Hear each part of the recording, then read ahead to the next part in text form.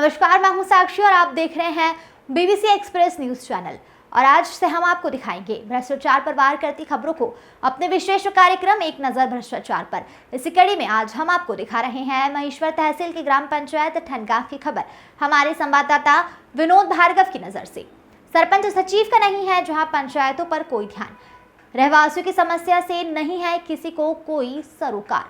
जल जीवन मिशन का लाभ मिला दबंगों को, सफाई में किया गया खर्च फिर भी पसरी है गंदगी।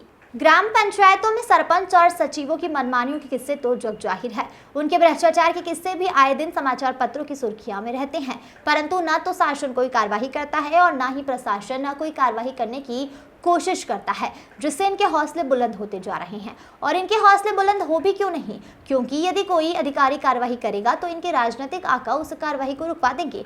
और यह बात सच भी है। अगर यह बात सच नहीं होती तो अब तक कई सरपंच और सचिव अपना पद गंवा चुके होते। हम आपको महेश्वर तहसील के एक ऐसी ही पंचायत ठनगांव के बारे में बता रहे हैं जहां के सचिव है दिनेश तंवर। इनके पास 2 पंचायतों का प्रभार है, जिसके कारण अधिकतर समय वह पंचायत से अनुपस्थित रहते हैं। यदि किसी को उनसे कोई काम होता है तो उनके घर जाना होता है। और यहाँ सरपंच पद पर जागेश्वरी मुकेश निर्भर है। महिला सरपंच होने के कारण आप सभी यह अच्छे से समझ गए होंगे कि सरपंच की सारी शक्तियाँ किसके हाथ में होगी। अब हम बात करते हैं कि कैसे इन लोगों की उदासीनता के चलते ग्राम ठनगांव के रहवासियों को कितनी मुसीबतों का सामना करना पड़ रहा है। ग्राम ठनगांव में जल जीवन मिशन के अंतर्गत ग्रामवासियों को पेयजल उपलब्ध कराने के लिए जो पाइपलाइन डाली गई है, वह पाइपलाइन वहां पहुंच तो गई जहां पालतू मवेशी बांधे जाते हैं, यानी कि गांव से हटकर बने तबेलों और खलों में। लेकिन अनुसूचित जाति की बस्ती में नई पाइपलाइन डालने की बजाय बरसों पुरानी 63 mm की लाइन से जोड़ दिया गया, वो भी विधानसभा चुनाव के पूर्व ही जोड़ा गया, जिससे पर्याप्त मात्रा में पानी फोर्स के साथ नहीं मिल रहा है।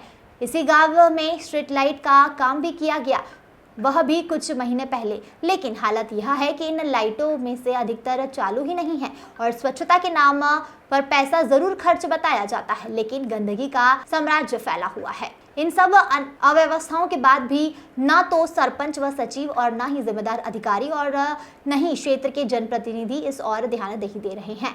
जहां जनपद पंचायत सीईओ का रिटायरमेंट जुलाई में होना है तो वे किसी पर भी कोई कार्रवाई करने से कतरा रहे हैं। अब इस स्थिति में जनता का भगवान ही मालिक है। विनोद भार्गव की रिपोर्ट।